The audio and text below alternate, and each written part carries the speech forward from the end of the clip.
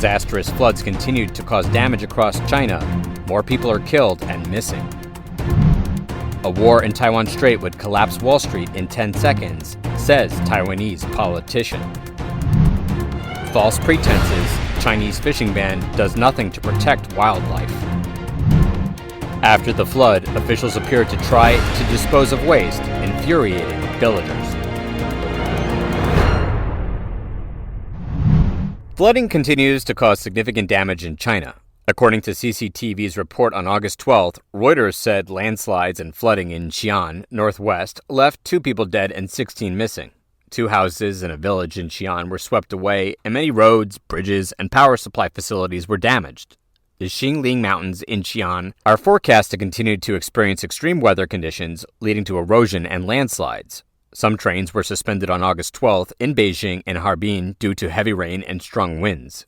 In southwestern Guangxi on August 11th, heavy rainfall in Nanning City led to flooding, forcing rush hour commuters to drive through flooded roads. In Jilin Province, heavy rains caused a levee to burst. Authorities and residents are trying to seal a broken dike about 300 feet, 90 meters long, to protect 29 villages downstream. In Huozhou, in Shaanxi Province, some low-lying homes faced stagnant water from flooding, trapping some residents in their building. In the Inner Mongolia Autonomous Region, a flash flood destroyed a road, stranding many people on August 10th. The presidential election in both the U.S. and Taiwan are fast approaching, and the situation in the Taiwan Strait is gaining attention, with some military experts believing that the People's Republic of China, PRC, is nearing the end of preparations for a potential blockade of Taiwan. Concurrently, Xi Jinping initiated the abrupt removal of leaders within the rocket force and strategic support units associated with the Taiwan invasion strategy, sparking deliberations about the potential invasion of Taiwan. Taiwanese billionaire and politician Guo Taiming, the founder of the Foxconn Group, penned a Facebook post on August 2nd recounting his meeting with American writer Thomas Friedman to discuss topics like globalization, AI, Sino-U.S. relations, and Taiwan-U.S. relations. Both individuals asserted that should conflict arise in the Taiwan Strait, the repercussions on the financial front would be substantial. Wall Street stock market would plummet within 10 seconds.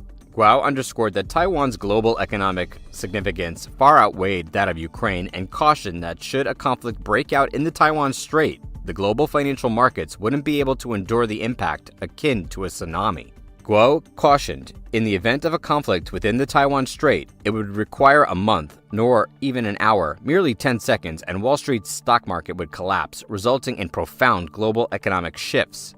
However, shortly after that, Guo Taiming removed the post. Speculation has arisen that Guo might be contemplating a personal presidential candidacy in Taiwan. In July, he had called for renewed dialogues with Beijing.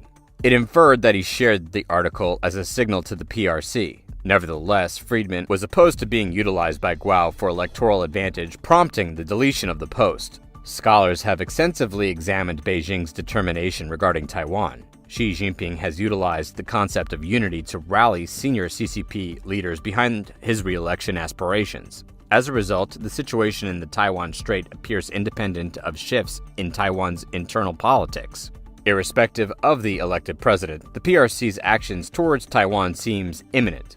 According to Sound of Hope, Zhang Guocheng, an international political scholar based in Taiwan, conveyed his views at a conference, asserting that Beijing's endeavors to surpass the U.S. in semiconductor technology, coupled with China's white paper revolution and Xi Jinping's emulation of Mao Zedong's methodologies, have significantly enhanced China's capability to employ force against Taiwan. Taiwan must pay heightened attention. Nikkei Asian released an analysis on August 1st, concluding from drone imagery and expert opinions that the Chinese military has accelerated military exercises simulating a blockade of Taiwan over the past year. Notably, the Chinese military operational range around Taiwan has shifted, and they have repositioned from the southeast to the east of Taiwan. The intensity of these operations has rapidly escalated. Concurrently, Russia's military activities to the east of Taiwan are rising, signifying Russia's collaboration with China following its involvement in Ukraine, which has altered Sino-Russian relations. Nikkei Asian posits that the Chinese military is on the verge of executing the final phases of its plan to block Taiwan soon, intending to entirely isolate Taiwan from the East Sea, East China Sea, and Western Pacific. Guo Yurin, director of the Taiwan Institute of International Policy Studies, observed a substantial increase in CCP military aircraft intrusions into Taiwan's airspace, remarking, "To the extent that they now are capable of orchestrating an immediate invasion of Taiwan at any moment." However, more recently, the commanders, political commissioners, and deputy commanders responsible for the Taiwan invasion strategy within the rocket force have encountered difficulties. External speculation suggests these challenges stem from leaks of detailed deployment information and organizational structure from the U.S. Air Force University. In this context, on August 3rd, seasoned Japanese journalist Aiko Yaita authorized an article expressing, "I don't know if this is the right reason, but this invokes a narrative from the Three Kingdoms era. Cao Cao dispatches advisor Jiang Gan to persuade General Zhao Yu of Eastern Wu to surrender. Zhao Yu devises a counterintelligence plan enabling Jiang Gan to surveil false information, leading Cao Cao to suspect the loyalty of naval leaders Kai Miao and Zhang Yun. Subsequently, he eliminated both, resulting in Cao Cao's naval forces losing core leaders and suffering defeat at Red Cliffs." Aikyo Yaita observed that the intensifying U.S.-China rivalry has caused U.S. military to be wary of the missile forces armed with intercontinental missiles. It's plausible that the U.S. military has obtained classified intelligence from the missile force, deliberately disclosing some publicly to trigger Xi Jinping's skeptical tendencies. If such were the case, it parallels the enemy's stratagems, culminating in the widespread replacement and inquiry of the rocket force's leadership. This could be termed a counterintelligence planned or likened to borrowing a knife to commit murder. If reality indeed aligns with this scenario, it represents an extraordinary maneuver. Aikyo Yaita further acknowledges that the comprehensive replacement of leadership within a military branch is exceedingly rare within the annals of world military history. This has ramifications for the PRC's military and the state of affairs in the Taiwan Strait.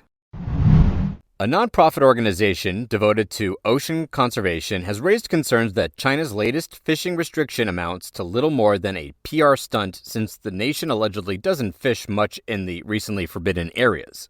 Citing comments by Oceania campaign director Dr. Max Valentine in a press release, Fox News reported that China's supposed fishing restrictions are built on false pretenses. It's like a penguin saying it's giving up flying. Valentine argued, ending squid fishing in areas where there is no fishing does nothing to protect squid. He added, if we are going to take responsible fishing seriously, we need real solutions, not ones built on optics to disingenuously win the world's good favor. In 2020, according to Xinhua News, China's Ministry of Agriculture and Rural Affairs issued a fishing ban in some areas of the Atlantic Ocean from July to October, in some areas of the Eastern Pacific Ocean from September to November, from September to December. The ministry stated that during this period, all Chinese fishing boats in the area will suspend operations, adding that it would increase oversight of fishing vessels and penalize those who violated the prohibition. Analysis from Oceania indicated that China's activity in those zones amounted to very little before the ban. According to Oceania, China's fishing fleet in 2019 only spent around 38 hours in the area of the Pacific Ocean it designated, and no time at all in the designated area of the Atlantic Ocean. Meanwhile, despite the ban, China's distant water fishing fleets, which include 11,000 vessels, conducted more than 330 hours of squid fishing in the first 5 months of 2023 alone. Valentine said, the most recent feigned ban is just the latest attempt by one of the world's worst actors when it comes to illegal, underreported, and unregulated fishing to improve its global image and insinuate that it is taking positive steps to combat overfishing. According to Valentine, it is an insult to sincere fishermen and governments worldwide that take tangible steps to protect our oceans and those who depend on them. These PR stunts illustrate how bad actors can pillage and overfish our oceans. They announce phony conservation measures to cover their tracks. On August 8th, residents of Lianxi village in Jiangzhou, Hebei province, China, shared online images showing officials from the Jiangzhou City Law Enforcement Bureau leading a group of trucks to the intersection of Yanglu and Lianxi village to dump flood debris, including animal carcasses such as dogs and cats, which greatly angered the local population. Residents of Liangxi village reported that on the morning of August 6th, at the intersection of Huqian Road to the west, Yonglu village to the east, and Lianxi village to the south, over 30 garbage trucks under the direction of the Jiangzhou City Law Enforcement Bureau began dumping waste. However, people from both villages intercepted the trucks on Huantian Road. Residents noted that the overflowing garbage-laden trucks, including carcasses of cats, dogs, and pigs, emitted a strong and foul odor. These villages were already severely affected by flooding. Their flood rubbish had yet to be cleared, so residents didn't dare to dispose of more waste, leading to the questions about who granted these officials the authority to do it.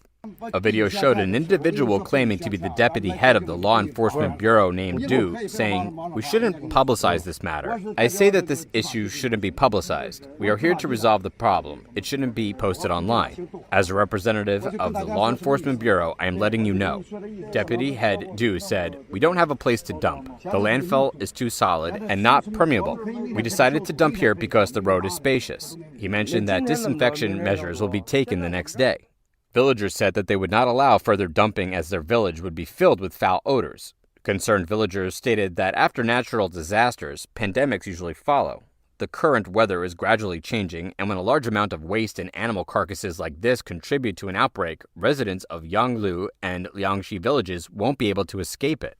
The angry villagers remarked, "Liangxi village is ignored during disasters. When we're hit by disasters, when people need rescuing, we don't see city management and officials. Liangxi village is already submerged due to your lack of moral integrity. Are you still human? Do you still have a conscience? We're all human beings. Are you more worthy of living than us? Why is the city's waste dumped here? Is your city clean now? And we're not deserving?" Liangxi village has not experienced a flood like this in a century. After it's over, they dare to do this. These large trucks dump dead cats and decaying dogs into Liangxi village. Liangxi village has over 2,000 residents. Can they still live here? According to those participating in disaster relief in Jiangzhou, the government was utterly ineffective during the flood, and the disaster relief process was in extreme chaos. After the flood receded, the Hebei Provincial Party Secretary Ni Yufeng and the Zhangzhou City Party Secretary Kai Weihua arrived in the area after cleanup was finished. They were questioned by the public, "Why didn't you come earlier?"